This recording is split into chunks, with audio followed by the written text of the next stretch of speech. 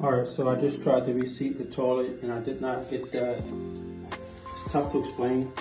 I did not get the feeling that we had a tight seal. So we're gonna double up.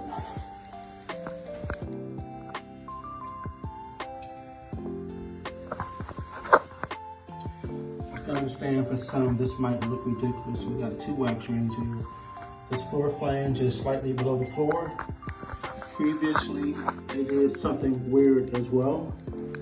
But my goal was to make sure we got a tight seal once this is done.